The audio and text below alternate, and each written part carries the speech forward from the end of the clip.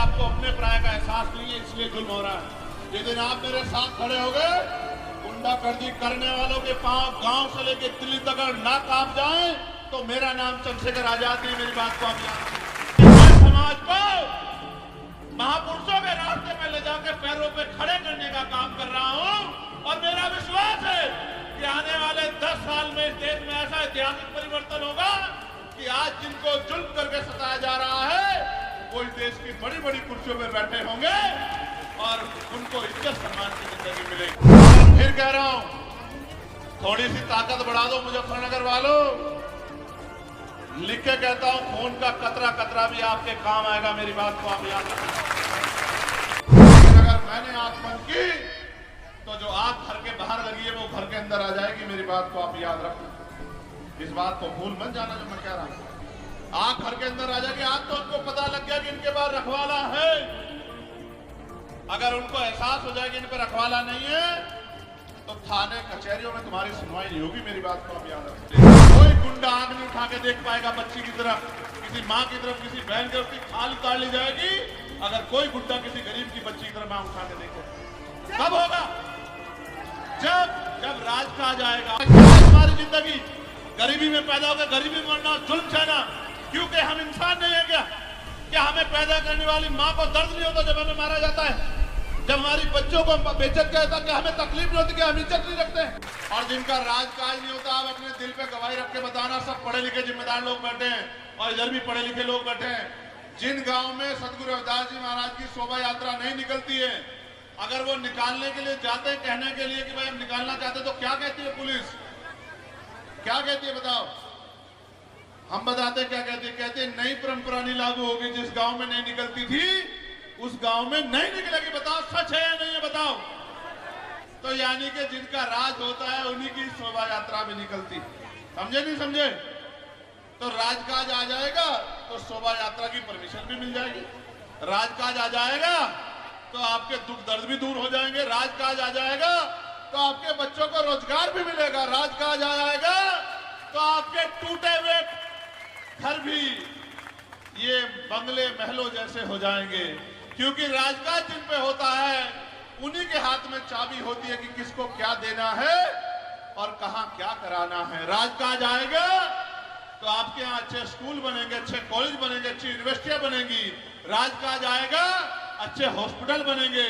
राजकाज आएगा तो जिन पे जमीन नहीं उनको जमीन मिलेगी और बहन बेटियों को सम्मान का जीवन मिलेगा। कोई गुंडा आंख नहीं उठा के देख पाएगा बच्ची की तरफ, किसी माँ की तरफ, किसी बहन की तरफ। उसकी खाल उतार ली जाएगी अगर कोई गुंडा किसी गरीब की बच्ची की तरफ आंख उठा के देखे। कब होगा? जब राजकाज आएगा। और जब तक राजकाज नहीं आता तब तक हरिद्वार में आज ही लौटा हूं मैं वहां से। दरिंदों ने आपकी 14 साल की बच्ची को नोच दिया। महात्माओं,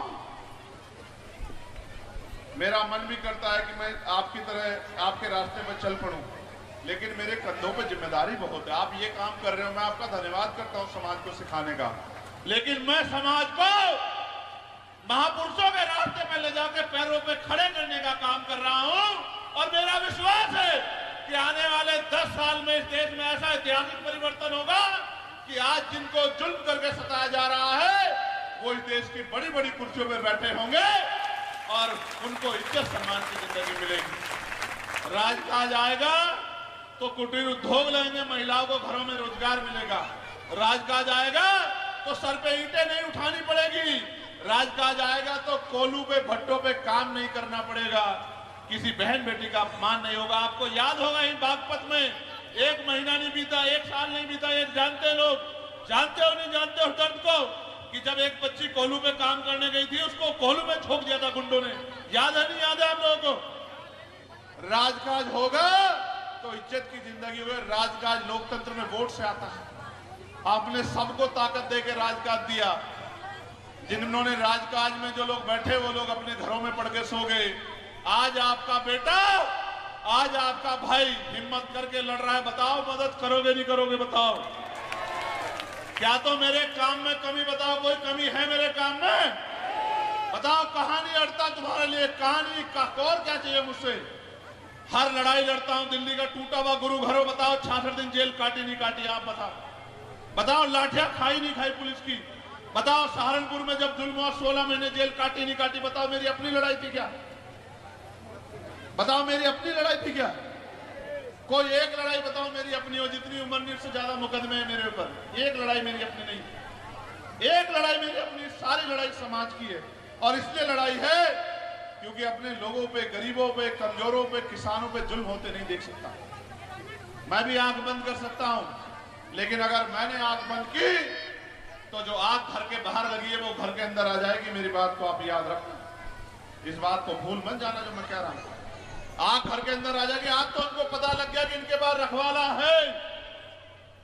अगर उनको एहसास हो जाएगा इन पर रखवाला नहीं है तो थाने कचहरियों में तुम्हारी सुनवाई नहीं होगी। मेरी बात को आप याद रखो। आज तो उनको एहसास है।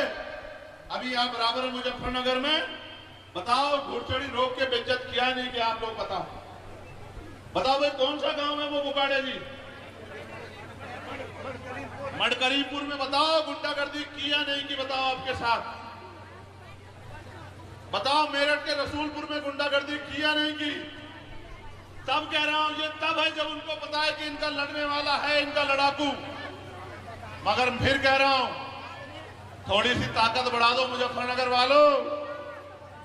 लिख के कहता हूं खून का कतरा कतरा भी आपके काम आएगा। मेरी बात को आप याद रखना। आदमी पेट के लिए जीता है, पेट के लिए 4-4 गोली खाई है। कभी पीछे पलट के नहीं देखा? बताओ गोली खा के डरा क्या कभी? आदमी सब पेट के लिए करता है। ये पेट भी आपका, सब कुछ आपका, आपके सहारे हूं। लेकिन वजन देख कह रहा हूं, मेरी माए बहने बैठी है सत्संग में खड़े होकर, झूठ नहीं बोलता मैं। इतिहास गवाह है कि मैंने झूठ नहीं बोला। जब तक मेरे शरीर में लहू का आखिरी कतरा है, आखिरी सांस है, मैं आपके आंसू पोंछने के लिए लड़ता रहूंगा। मेरी बात को आप याद रखना। अब फिर कह रहा हूं ये माए बैठी हैं, कब तक इस देश में जुल्म जाति सहती रहोगी? क्या गरीबी में पैदा होकर गरीबी में मरने के लिए पैदा हुई हो दुनिया में? आप बताओ कितनी महिलाओं ने हवाई जहाज में सफर किया? बताओ कितनी ने हेलीकॉप्टर में सफर किया? बताओ कितनी ने रेलवे के एसी के डब्बे में सफर किया? तुम बताओ, हाथ उठाओ जिसने हवाई जहाज में सफर किया। बताओ जिन्होंने हेलीकॉप्टर में सफर किया। क्या है तुम्हारी जिंदगी? गरीबी में पैदा होकर गरीबी में मरना, जुल्म सहना। क्योंकि हम इंसान नहीं है क्या हमें पैदा करने वाली माँ को दर्द नहीं होता जब हमें मारा जाता है? जब हमारी बच्चों को बेइज्जत किया जाता है क्या हमें तकलीफ नहीं होती? कि हम इज्जत नहीं रखते हैं? सब रखते हैं हम, लेकिन क्योंकि अभी आपको अपने पराये का एहसास नहीं है, इसलिए जुल्म हो रहा है। ये दिन आप मेरे साथ खड़े हो गए, गुंडागर्दी करने वालों के पांव गांव से लेके दिल्ली तक अगर ना कांप जाए तो मेरा नाम चंद्रशेखर आजाद नहीं। मेरी बात को आप याद रखना। जिस दिन आप मेरे साथ खड़े हो गए, प्रधान से लेके प्रधानमंत्री तक जिसकी बनने की इच्छा होगी वो आपको सुबह आके नमस्कार किया करेगा, जय भीम किया करेगा। मेरी बात को आप याद रखना। गांव से लेकर वहां जिस दिन आपने एहसास करा दिया कि हम अपने भाई के साथ खड़े हैं।